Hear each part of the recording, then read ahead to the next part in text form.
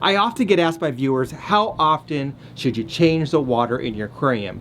Should it be every other day? Should it be twice a week, once a week, every other week, once a month, once every 6 months? The answer is yes.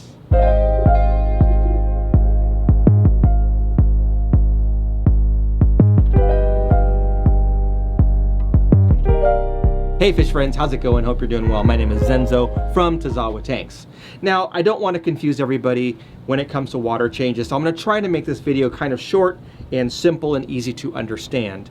A water change is necessary in your aquariums for a couple of reasons. One, you want to remove waste out of your aquarium, and two, you want to add beneficial elements back into the aquarium.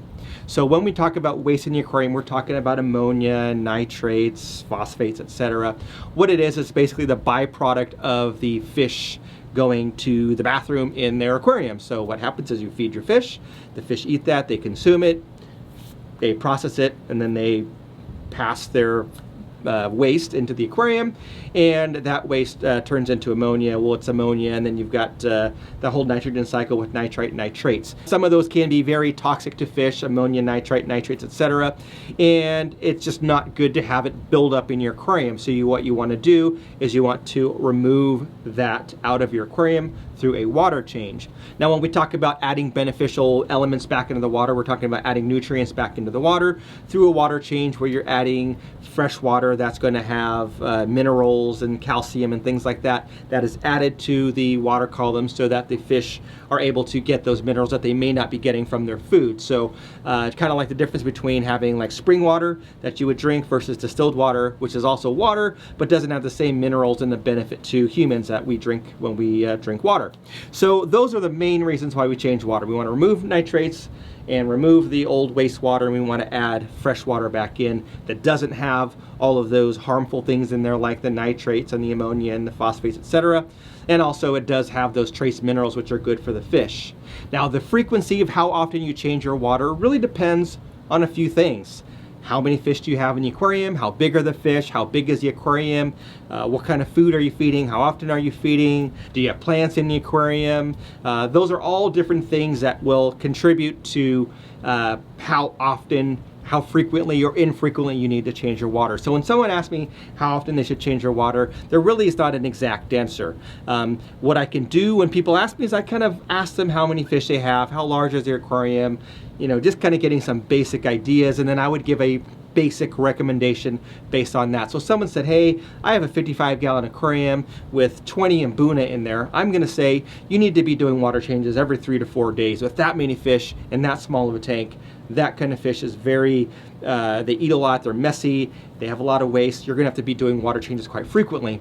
Or if they say, hey, I have a 55-gallon aquarium with a school of tetras and I feed them a little bit of flake food once or twice a day and I've got a ton of plants in there, then I would say you don't need to do it as often, probably once every 2 to 3 weeks or whatever, just a partial water change because the plants are doing a lot of the work. Now, when it comes to plants, the plants are basically nature's filter, and I talked about this in a recent video, which I'll put a link up of, over here. But what the plants do is the plants can consume that fish waste that we talked about earlier, so they actually use that as fertilizer. And so basically the fish waste becomes fertilizer. That's why we have aquaponic systems where people will grow fish in ponds and grow vegetables and fruits and things like that, and they use the water from the fish and they feed the plants. The plants purify the water and it goes back into the system for the fish. That's kind of what happens in our aquarium when we have plants in there. The plants will consume that waste as a fertilizer and they will grow and flourish, and they will also clean the water.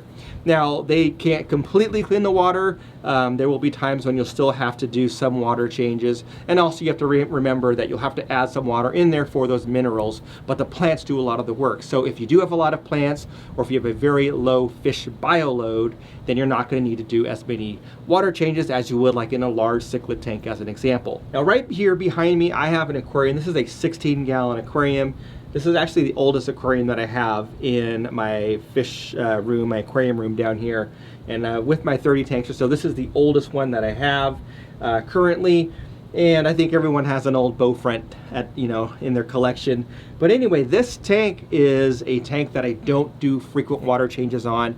because there are so many plants in here that the tank is overly planted. It's super dense. I have to go in every once in a while and just pull plants out by the handful. I've got floating plants and moss and swords and all kinds of things down there in this tank. And it's just got some live bears, and that's just a bunch of guppies that are breeding and spawning.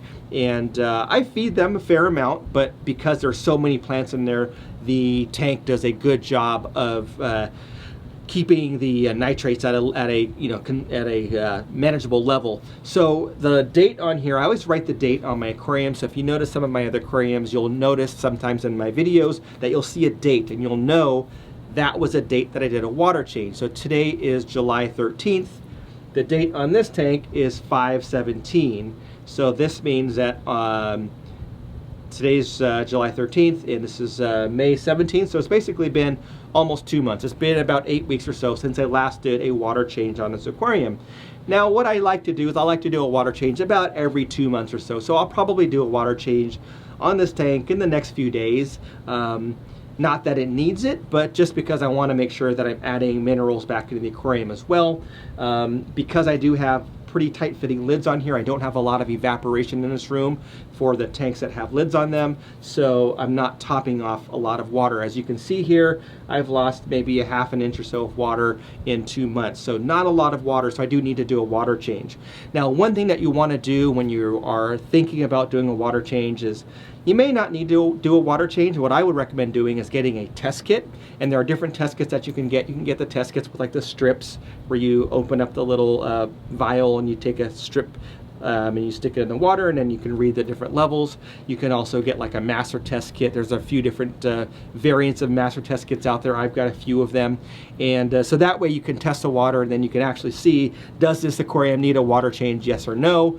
And then from there you'll know whether to do a water change, or you can wait another week or so. So anyway, I just wanted to answer that question because I get this so often from so many people about how often you should change your water. So hopefully this video, hopefully it's not too long. Yeah, it's pretty short still. So hopefully this video made sense and you understand why we do water changes and when you should be doing them. So when I said at the beginning of the video, every other day, you know, twice a week, once a week, every 2 weeks, whatever, once every 6 months, and I said the answer is yes, the answer would be yes. It would be all of those things depending on what you have. So as an example, let's say that I had, maybe guppies are not a good example because they breed so prolifically, but maybe let's say that I had 5 tetras or 6 tetras, a very small school of neon tetras or something in this aquarium, and I had all these plants and they were not spawning. I might be able to go 4, 5, 6 months or so without doing a water change, and then just adding some trace minerals in from time to time. So again, simple video. Hopefully it makes sense. If you like this video, give it a thumbs up, please. If you have not done so already, please subscribe down below to this channel. You know what's funny is I get hundreds of thousands of views a month, and only about 15 to 20% of the people that view my videos are actually subscribers. Most of you are just passing by and checking out the channel. So hopefully if you're one of those folks, then please subscribe to my channel because I have a lot of great aquarium content on my channel for you to view. So that's all I had for now. Thanks for watching. We'll catch you on the next one.